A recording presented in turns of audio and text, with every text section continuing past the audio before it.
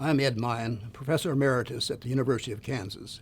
It has been my distinct pleasure to have known Stan Love, the founder of Focus on Exceptional Children, throughout his years of nurturing this unique publication. I first met Stan while I was at the University of Iowa. Stan had recently made the decision to leave a very successful career with a major publishing firm and to establish his own company. His research over a couple of years led him to special education. The field was growing, and the mission of special education reflected his values. He decided to launch his company by introducing a new journal. He wanted to publish a journal that was targeted to those on the front line of special education: teachers, professors of special education, advocates of best practices, and those with ideas that would make a difference in the lives of exceptional children as they became contributing members of their communities. He was seeking someone who shared his interests and would be willing to participate in bringing Focus on Exceptional Children to fruition. His model for the journal was explicit. The focus would be on exceptional children and their families.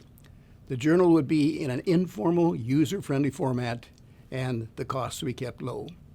But most importantly, it would address instruction and emerging trends and issues in special education. Each issue would be limited to one manuscript. The length of a manuscript would be long enough to allow the author to fully communicate their message. This feature resulted in Focus becoming a primary source in the literature on several of the significant movements in the field. He believed that the role of a journal was to ensure that page limits did not interfere with the author's ability to communicate his or her message. Authors would be carefully selected by an advisory panel, and each year's selection of an issue to be written would center on a theme.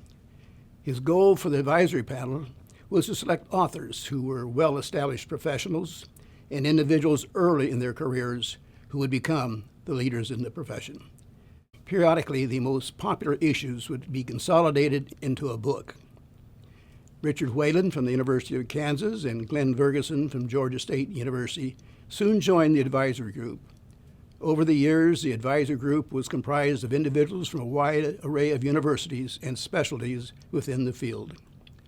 Focus on Exceptional Children was clearly well received from the beginning.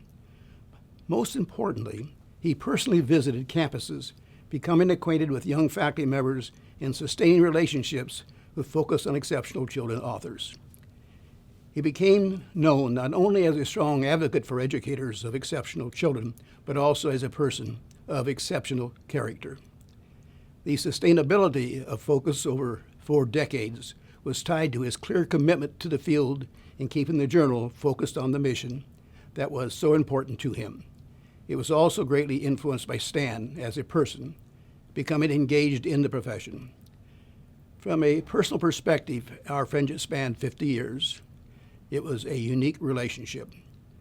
Upon his passing, his many friends at the University of Kansas and members of Stan's family joined together in ensuring the future of Focus on Exceptional Children under the auspices of the University of Kansas. The model will remain largely the same, with changes occurring only when dictated by the times. The times, of course, are changing, and the attributes of exceptional children and their families are changing, as well as the environments in which they live and learn. The response to emerging changes will be evolutionary, as they have been in the past. Focus on Exceptional Children will be in the forefront and targeted to those on the front line. Stan would want it that way. Focus on Exceptional Children is now an online journal, increasing its accessibility to many audiences.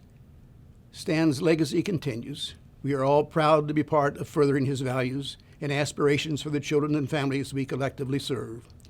We are indebted to his wife, Meyen, and his family for allowing this to occur.